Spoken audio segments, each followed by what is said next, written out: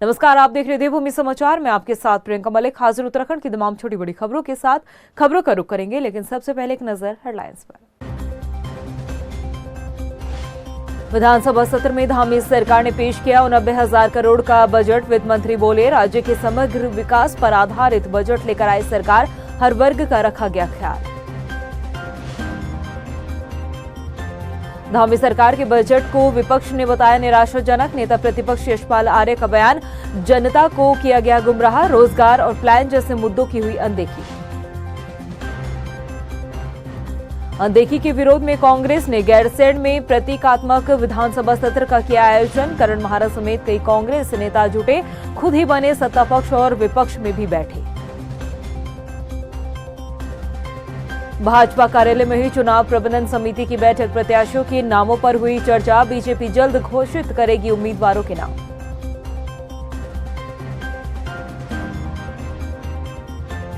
Headlines के बाद bulletin में खबरें विस्तार से।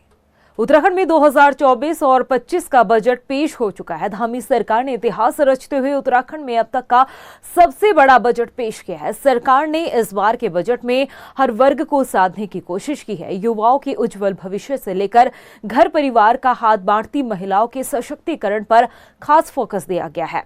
देखिए आखिर धामी सरकार ने किस सेक्टर को कितना बजट दिया है। धामी सरकार ने पेश किया इतिहास रचने वाला बजट। उत्तराखंड में पेश किया गया अब तक का सबसे बड़ा बजट। बजट में हर वर्ग को किया शामिल, युवाओं और महिलाओं पर खास फोकस। जब बजट पेश होता है, आम जनता को सरकार से कई उम्मीदें होती हैं। उन्हीं उम्मीदों पर खरा उतरते हुए उत्तराखंड की धामी सरकार ने साल 2024 से 25 का बजट पेश कर दिया। धामी सरकार ने इस बार इतिहास रचने वाला बजट पेश किया है, क्योंकि उत्तराखंड में अब तक का सबसे बड़ा बजट पेश किया गया है। उत्तराखंड की धामी सरकार ने इस बार 89,230 करोड़ का बजट सदन में पेश किया। सरकार ने इस बजट में हर वर्ग को शामिल करने की कोशिश की है, लेकिन खास तौर पर युवाओं और महिलाओं पर फोकस किया गया है।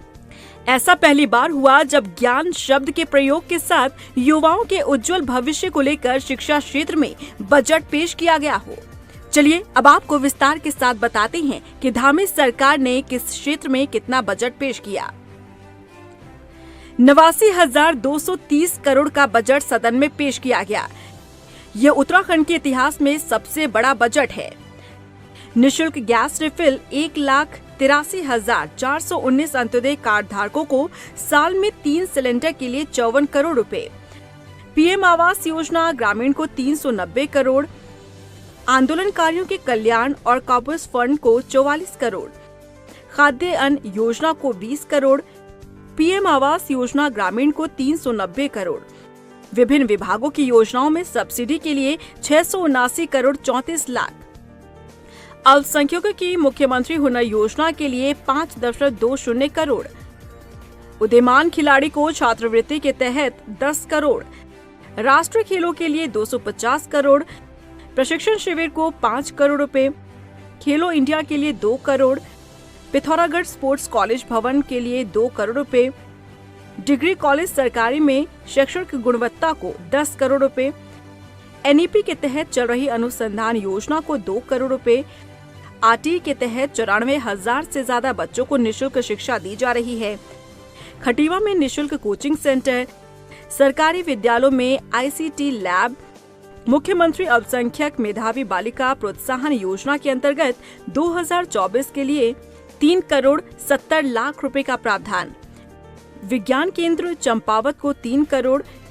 वित्त वर्ष 2024 से 25 में जेंडर बजट में लगभग 14,538 करोड़ 5 लाख का प्रावधान, नारी शक्ति और महिला कल्याण के लिए 574 करोड़ का प्रावधान, नंदा गौरा योजना के लिए 195 करोड़, मुख्यमंत्री महालक्ष्मी योजना के लिए 30 करोड़, मुख्यमंत्री बाल पोषण योजना के लिए 28 करोड़, मुख्यमंत्री महिला पोषण योजना में 15 करोड़, गंगा गाय महिला डेयरी विकास योजना के लिए 5 करोड़, मुख्यमंत्री वात्सल्य योजना के लिए लगभग 21 करोड़, जमरानी बांध परियोजना के लिए 2024 से 25 में लगभग 710 करोड़ का प्रावधान, सौंग परियोजना के लिए 300 करोड़। निश्चित रूप से जो अपना ये बजट यहाँ प्रस्तुत किया गया, मैं एक ही बात कह सकता हूँ कि हमारे जो हम लोग हमेशा कहते हैं कि सबका साथ, सबका विकास, सबका विश्वास और सबका प्रयास, उस मूल मंत्र के साथ हमने इस बजट में गरीब को, युवा को, अन्नदाता को, किसान को, इनको समर्पित ये समावेशी समग्र बजट हमने प्रस्तुत किया है। और आप जानेंगे कि हमारी सरकार ने इसमें गरीब कल्याण के लिए लगभग 5658 करोड़ का प्रावधान किया है, जिसमें गरीबों के आवास के लिए 93 करोड़, खाद्यान्न आपूर्ति के लिए 600 करोड़ और इसी प्रकार से जो निःशुल्क गैस रिफिल है 55 करोड़ का, उसमें उनको प्रावधान किया है। युवा कल्याण की बात करूं, 1679 करोड़ के लगभग हमने इसमें प्रावधान किया है। बता दें कि उत्तराखंड की धामी सरकार के इस बजट में केंद्र की मोदी सरकार का विजन झलक रहा है। 2025 तक उत्तराखंड को श्रेष्ठ राज्य बनाने के उद्देश्य से लाया गया ये बजट नजर आ रहा है। बता दें कि पिछले साल सरकार ने 77,407 करोड़ का बजट पेश किया था, जिसमें 52,747 करोड़ राजस्व व्यय और 24,659 पूंजीगत व्यय का प्रावधान रखा गया था। तो वहीं इस बार 89,230 करोड़ का बजट सदन में पेश किया गया। सरकार को 88,597 करोड़ के राजस्व प्राप्ति का अनुमान है। इसमें 60,552 करोड़ रुपए की राजस्व प्राप्ति और 28,044 करोड़ की पूंजीगत प्राप्तियों का अनुमान लगाया गया है। विधानसभा सत्र के दूसरे दिन सदन में 89,230 करोड़ का बजट पेश किया गया, जहां एक तरफ सत्ता पक्ष इस बजट को ऐतिहासिक बता रही है, तो वहीं विपक्ष ने इसे निराशाजनक बताया है। नेता प्रतिपक्ष यशपाल आर्य की माने तो ये बजट पूरी तरह से आंकड़ों का खेल है, जिसके जरिए जनता को गुमराह करने का प्रयास किया जा रहा है। विपक्ष का कहना है कि इस बजट में युवाओं को रोजगार, महिला सशक्तिकरण, पलायन जैसे मुद्दों की अनदेखी की गई है। सरकार ने जो बजट प्रस्तुत किया है वो घोर निराशाजनक वाला बजट है। इस बजट में महंगाई को कम करने के लिए कोई बात सरकार ने नहीं कही है। नौजवान साथियों को रोजगार कैसे मिलेगा उस परिप्रेक्ष्य में कोई बात नहीं है। किसानों की आय दुगना कैसे होगी उस पर भी कोई बात जो है इस बजट में होती दिखाई नहीं दे रही है। पिछले वर्ष भी सामान्य बजट पेश हुआ था। बेहतर होता कि अपनी उपलब्धियों का जिक्र होता, एक साल की उपलब्धि बताते। और मेरा मानना है कि जो रोड मैप होता है वो 5 साल के लिए होना चाहिए, लेकिन उपलब्धियों के नाम पर लक्ष्य निर्धारित कर रहे हैं। कागजों में, बजट में आंकड़ों की हेराफेरी है, कारीगरी है और जनता को गुमराह करने वाला बजट है। उत्तराखंड विधानसभा सत्र का आज दूसरा दिन रहा। सत्र के दूसरे दिन धामी सरकार ने जहां एक तरफ सदन में बजट पेश किया, तो वहीं सत्र की कार्यवाही के दौरान कई मुद्दों पर चर्चा की गई। विपक्ष ने कानून व्यवस्था समेत विधानसभा की व्यवस्था पर भी सवाल उठाए। कांग्रेस के विधायक प्रीतम सिंह ने भाजपा पर संसदीय कार्यप्रणाली के उल्लंघन का आरोप लगाया, तो वहीं मानसखंड मंदिरमाला परियोजना को लेकर भी सवाल उठाए गए। इसके अलावा सदन में विपक्ष समेत सत्ता पक्ष के विधायकों ने विशेषाधिकार हनन का मामला भी उठाया, जिस पर विधानसभा अध्यक्ष ने सख्त रुख भी अपनाया। वहीं गैरसैंण पहुंचे कांग्रेसियों ने अनोखा विरोध प्रदर्शन किया। गैरसैंण में सत्र न होने के विरोध में कांग्रेसियों ने गैरसैंण में प्रतीकात्मक सत्र का आयोजन किया, जिसमें कांग्रेस खुद ही मुख्यमंत्री, विधायक, विधानसभा अध्यक्ष बने और कई मुद्दों पर सरकार को घेरने की कोशिश की गई। आपको जवाब देना चाहिए। बेटी पढ़ाओ का नारा देने वाले लोगों, अंकिता को न्याय नहीं दिला पा रहे हो। मणिपुर में बहनों को निर्वस्त्र करके घुमाने वाला, तुम्हारे शासनकाल में एक बेटी को जिसने मिट्टी में रह के कुश्ती सीख कर भारत का गौरव बढ़ाया, जो गोल्ड मेडल लेकर भारत के लिए आई, उसको अपनी कुश्ती छोड़नी पड़ी, लेकिन आपने अपने सांसद का मोह नहीं छोड़ा। बेटी की कुश्ती छुड़ाना आपको सही था। आने वाला समय बताएगा, ये जनता फैसला करेगी, ये उत्तराखंड की देवभूमि के लोग फैसला करेंगे कि हम सही थे आपसे। कभी कभी तो झूठ की हांडी भी चढ़ जाती है, लेकिन वो ज्यादा दिन तक नहीं चलती। संसदीय कार्य मंत्री जी, वहीं देहरादून में जल संस्थान कर्मचारी और जल निगम कर्मचारियों ने एकजुट होकर सरकार के खिलाफ विधानसभा कूच किया। जल संस्थान और जल निगम के संयोजक रमेश बिंजोला ने कहा कि उनकी सिर्फ एक मुख्य मांग है कि जल संस्थान और जल निगम को एक संस्थान के अंतर्गत किया जाए और दोनों संस्थान के कर्मचारियों को समय पे वेतन मिले। हम 2010 से जो है अपनी इस लड़ाई को लड़ते हुए जा रहे थे कि जल निगम और जल संस्थान के एकीकरण करो और हमें राजकीयकरण करो, लेकिन आज सबसे बड़ी अच्छी बात यह है कि हम जल निगम और जल संस्थान एक होकर के अपने राजकीयकरण की बात कर रहे हैं और दूसरी तरफ जनता की बात को कर रहे हैं कि अगर जनता को प्रशासन ने अगर सही पानी पिलाने की बात की है तो हमें राजकीयकरण करना पड़ेगा। ये पहाड़ी क्षेत्र है, भौगोलिक क्षेत्र है, यहाँ की परिस्थितियां ऐसी हैं कि जब तक राजकीय विभाग पानी की व्यवस्था के लिए खड़ा नहीं उतरता है तब तक न तो जनता तक जो है पानी की सही व्यवस्था पहुंच पाएगी और न कर्मचारियों की जो है सही व्यवस्था यहाँ पे हो पाएगी। समय पे उनको तभी तनख्वाह मिल पाएगी जब एक राजकीयकरण का विभाग इस उत्तराखंड राज्य के अंदर बनेगा। भाजपा मुख्यालय में प्रदेश अध्यक्ष महेंद्र भट्ट की अध्यक्षता में प्रदेश चुनाव प्रबंधन समिति की बैठक हुई। बैठक में समिति से जुड़े सभी नेता मौजूद रहे, जिन्हें उनकी जिम्मेदारियों के बारे में विस्तार से बताया गया। चुनाव प्रबंधन समिति के संयोजक नरेश बंसल ने कहा कि भाजपा हमेशा से योजना और रणनीति बनाकर काम करती है, उसी के अंतर्गत चुनाव प्रबंधन समिति बनाई गई है। इसके लिए करीब 100 से अधिक ज्यादा कार्यकर्ताओं को जिम्मेदारी दी गई है। इसके साथ ही बैठक में प्रत्याशियों के नामों पर चर्चा की गई है और अब जल्द ही ये उम्मीदवारों के नामों का पैनल केंद्र को भेजा जाएगा।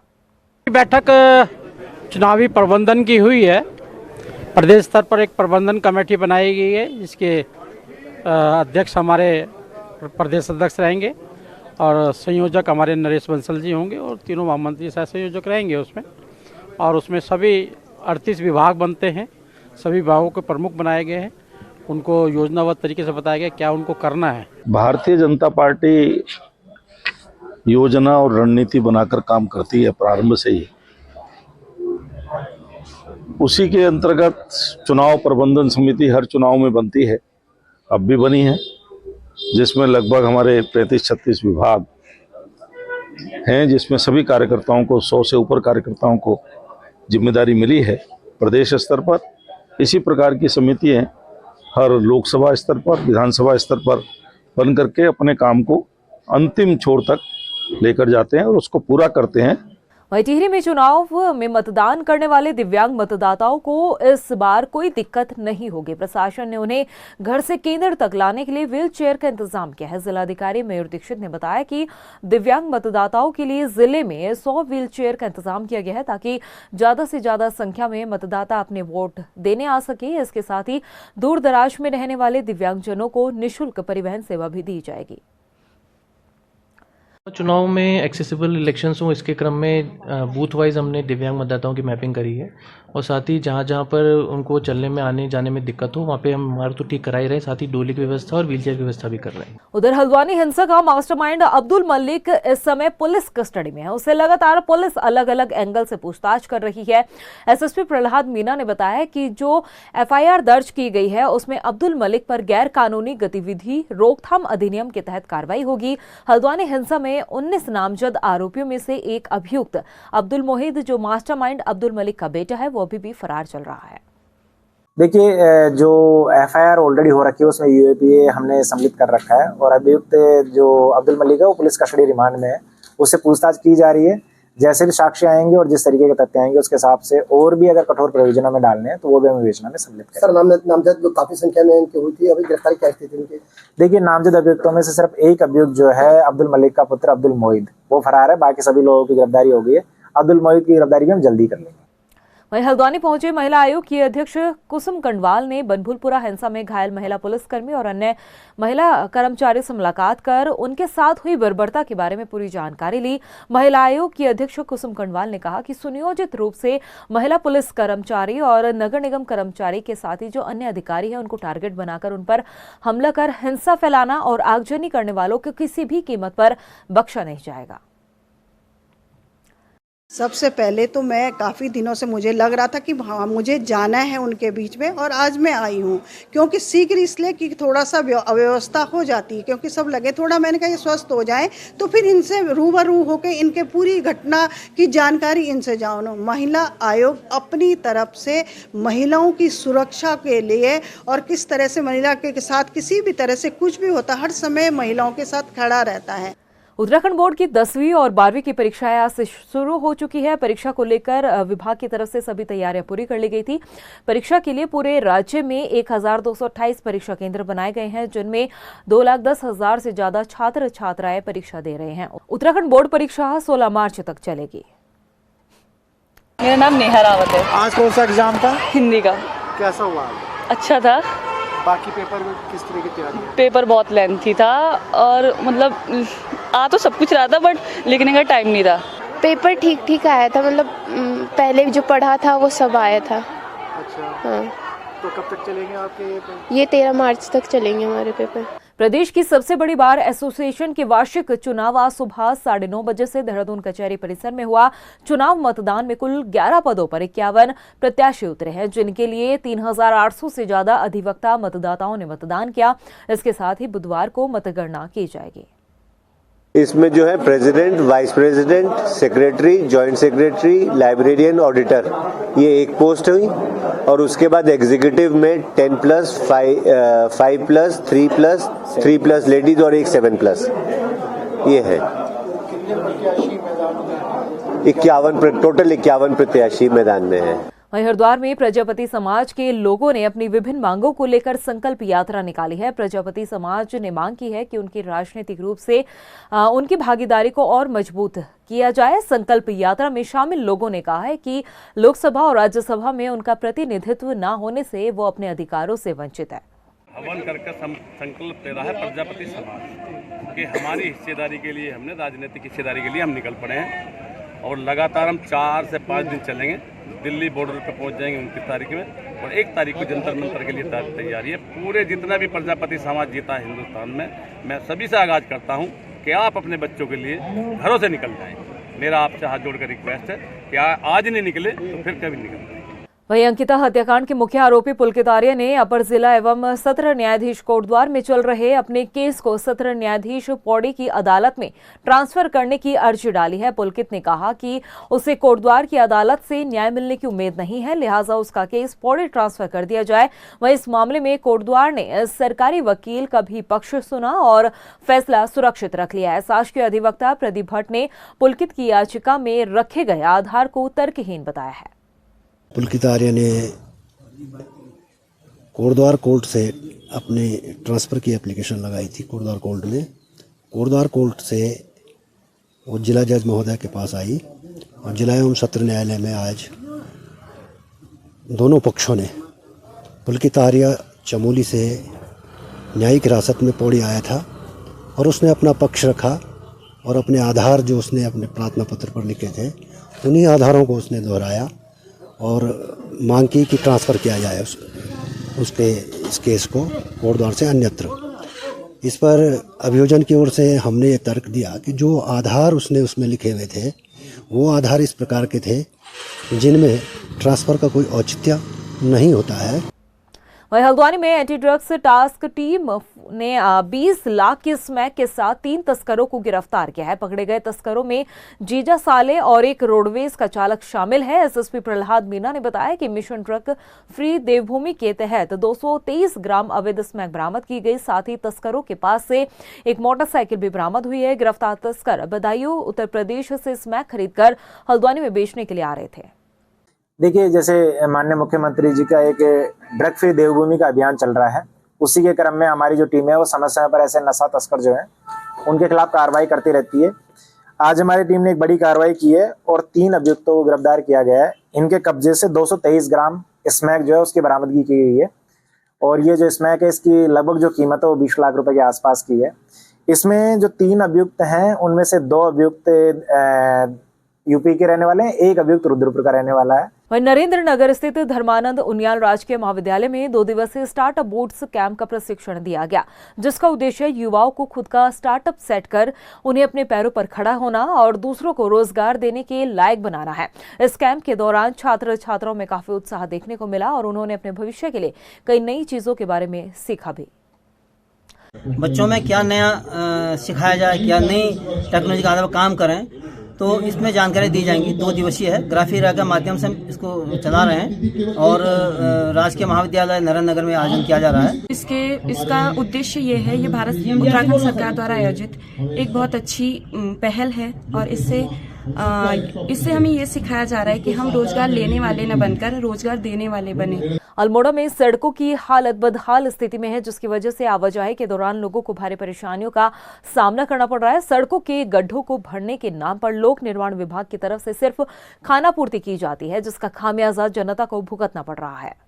जब प्रदेश के मुखिया ने स्पष्ट निर्देश दिए हैं और कड़े निर्देश दिए हैं कि राज्य की विशेष तौर पर पर्वतीय क्षेत्रों की सड़कें पूर्णतया गड्ढा मुक्त हों, और दुर्भाग्य की बात है कि हमारे ये अधिकारी जो जनपद में बैठे हुए हैं, इन्हें इस बात का कतई कोई गुरेज नहीं। आप देख लीजिए माल रोड किस तरीके से आज जाखन देवी की स्थिति है। आज व्यापारी बैठ नहीं पा रहा है, 2 महीने से उनका व्यापार ठप है। आज रानीधारा रोड की स्थिति देख लीजिए। गदरपुर पुलिस ने एक युवक को अवैध हथियारों के साथ गिरफ्तार किया है। एसएसपी मंजुनाथ टीसी ने बताया कि रतनपुर बॉर्डर पर चेकिंग के दौरान पकड़े गए युवक से पूछताछ की जा रही है, साथ ही उसका आपराधिक रिकॉर्ड भी खंगाला जा रहा है। थाना गदरपुर पुलिस और एसओजी टीम को वेपन्स के एक बहुत बड़ा खेप विथ वन सप्लायर मिला है, तो एक आदमी अरेस्ट किया गया है और उसके कब्जे में कुल मिला के भारी मात्रा में असला है, जिसमें 2 पिस्तल 32 बोर का, 5 कारतूस 32 बोर का, 1 पोनिया और 7 तमंचे और भारी मात्रा में कारतूस बरामद हुआ है। तो अभी तक का पूछताछ में ये सामने आया है कि अलग अलग जगह जाकर ये वेपन्स खरीद कर अपना एक खेप बनाना चाहता था, तो भविष्य में कभी डिमांड होता है तो उस समय वो पूरा करने के लिए था करके इसका कहना है। प्रदेश की खबरों में इतना ही, फिर हाजिर होंगे कुछ खास खबरों के साथ। तब तक के लिए मुझे दे इजाजत, नमस्कार। विधानसभा सत्र में धामी सरकार ने पेश किया 89,000 करोड़ का बजट। वित्त मंत्री बोले, राज्य के समग्र विकास पर आधारित बजट लेकर आई सरकार, हर वर्ग का रखा गया ख्याल। धामी सरकार के बजट को विपक्ष ने बताया निराशाजनक। नेता प्रतिपक्ष यशपाल आर्य का बयान, जनता को किया गया गुमराह, रोजगार और प्लान जैसे मुद्दों की हुई अनदेखी। अनदेखी के विरोध में कांग्रेस ने गैरसैंण में प्रतीकात्मक विधानसभा सत्र का किया आयोजन। करण महारा समेत कई कांग्रेस नेता जुटे, खुद ही बने सत्ता पक्ष और विपक्ष में भी बैठे। भाजपा कार्यालय में हुई चुनाव प्रबंधन समिति की बैठक, प्रत्याशियों के नामों पर हुई चर्चा। बीजेपी जल्द घोषित करेगी उम्मीदवारों के नाम।